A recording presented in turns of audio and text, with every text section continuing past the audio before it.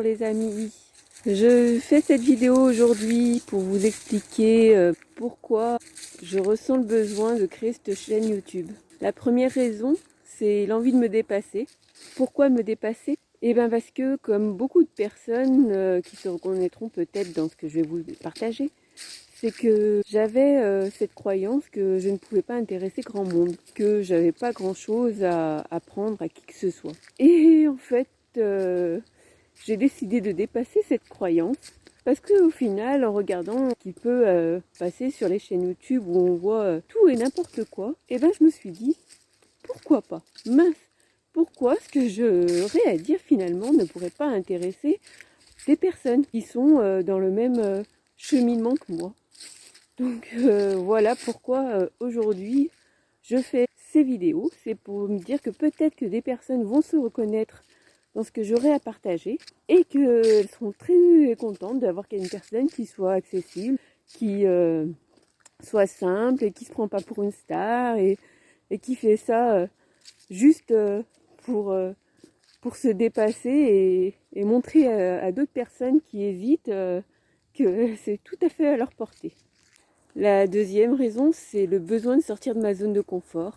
En effet, à force d'expérimenter, je me rends compte que c'est lorsque je fais des choses qui me sortent de ma zone de confort que j'apprends le plus. Et comme j'ai soif d'apprendre et de savoir ce qui m'est possible ou pas, et au final arrêter de me limiter, je tente de nouvelles choses. Et ça, c'est une des nouvelles choses que j'avais l'élan de faire. Donc voilà pourquoi aussi je passe par ce canal-là.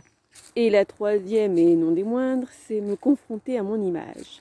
Et pareil, je pense qu'il y aura d'autres personnes que moi qui vont se retrouver dans ce que je vais vous partager. C'est que lorsque je posais un regard sur moi auparavant, les choses qui me venaient en tête, c'était pour me décrire, c'était pas forcément des choses très positives. En effet, quand je regardais que les défauts que je me trouvais. Genre, mais t'as vu mon teint, t'as vu ses cheveux tout ternes, puis ses cernes sous les yeux. Et puis ma voix quand on m'écoute à travers les vidéos, mais cette voix, elle est toute fluette, une petite voix de crécelle. Et j'en passe de toutes les qualités que je pouvais me trouver. Mais je me suis vue faire un jour. Je me suis observée, m'auto-critiquer, m'auto-saboter, m'auto-désaimer, on va dire. Et je me suis dit, mais Teresa, qu'est-ce que ça t'apporte de porter ce regard sur toi? Est-ce que ça te fait aller mieux? Est-ce qu'en ayant ces paroles douces envers toi-même, tu te sens mieux?